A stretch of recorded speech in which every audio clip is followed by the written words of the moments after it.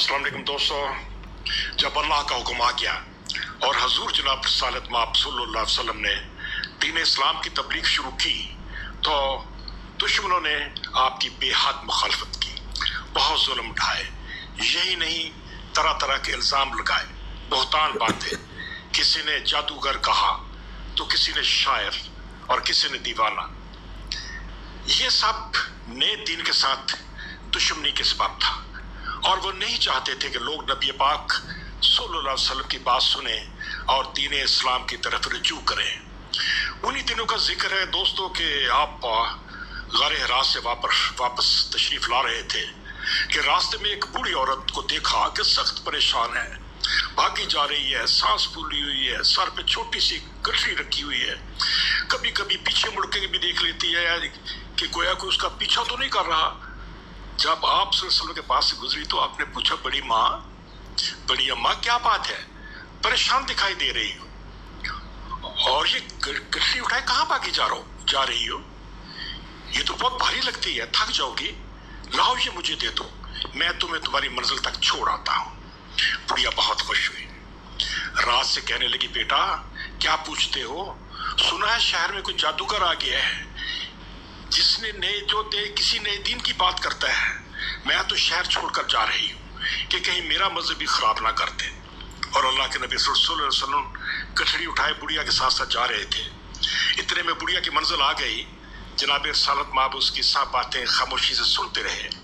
वापस होने लगे तो बुढ़िया ने शुक्रिया अदा किया और कहने लगी, बेटा तुम कितने अच्छे इंसान हो, मैं तो कहती हूँ तुम मक्के वापस ना जाओ, इधर मेरे पास ही टिक जाओ। ऐसा ना हो कि वो जादूगर तुम पर भी जादू करते और तुम भी उसके चुंगल में फंस जाओ।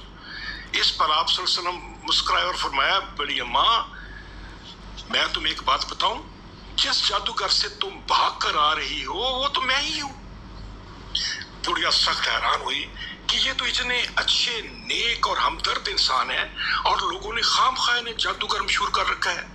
चुनांचे उसी वक्त कलमा पढ़कर मुसलमान हो गई और आप सल्लल्लाहु अलैहि वसल्लम के साथ ही मक्का वापस चली आई। सामईन इकराम, हजूर जनाब रसालत माब सल्लल्लाहु अलैहि वसल्लम के हुस्न अखलाक से मुतासर होकर मक्का की एक और बुजुर्ग औरत ने भी इस्लाम कबूल किया था, जो बेहद तुंद मिजाज थी, लड़ाकी थी, जिसकी किसी से नहीं बनती थी और जिसने पूरे मोहल्ले का नाक में दम कर रखा था। आपकी मुखालफत में वो भी किसी से पीछे नहीं थी। उसका दस्तूर था कि घर का कूड़ा जमा रखती और जब आप वहां से गुजरते तो वो उठाकर आपके ऊपर फेंक देती थी। बुढ़िया का ये रोज का मामूल था, जिसमें कभी ना नागा हुआ ना कभी देरी हुई। फिर अचानक दोस्तों खुदा का करना ये कि वो अचानक बीमार पड़ गई। कई रोज गुजर गए और उसने और आप सल्लल्लाहु अलैहि वसल्लम पर कूड़ा ना फेंका तो आपको परेशानी लाक हुई कि बुढ़िया को क्या हो गया।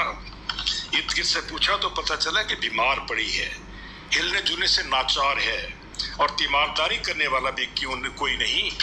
तो ये सुना तो आपने खाने पीने की कुछ चीजें ली और बुढ़िया के मिजाज पुरसी के लिए तशरीफ ले गए। बिस्तर से लगी बुढ़िया को खाना खिलाया, दवाई पिलाई, घर की तरतीब दुरुस्त की और इधर उधर की बातों से उसका दिल बहलाया। आप सल्लल्लाहु अलैहि वसल्लम की उसकी खिदमत में लगे हुए थे और वो दिल में शर्मिंदा हो रही थी कि जिस शख्स को मैंने इतनी तकलीफें दी वो इस कदर अजीम है। जब तक वो सेहत ना हो गई आप सल्लल्लाहु अलैहि वसल्लम बाकायदगी से उसकी मिजाज पुरसी के लिए जाते रहे दोस्तों और उसकी हर मुमकिन मदद फरमाई। बुढ़िया हुस्न सलूक से इस कदर मुतासर हुई कि गिड़गिड़ा कर अपने गुनाहों की मुआफ़ी मांगी और दीन इस्लाम कबूल कर लिया। वस्सलाम दोस्तों, इजाज़त रब रखा।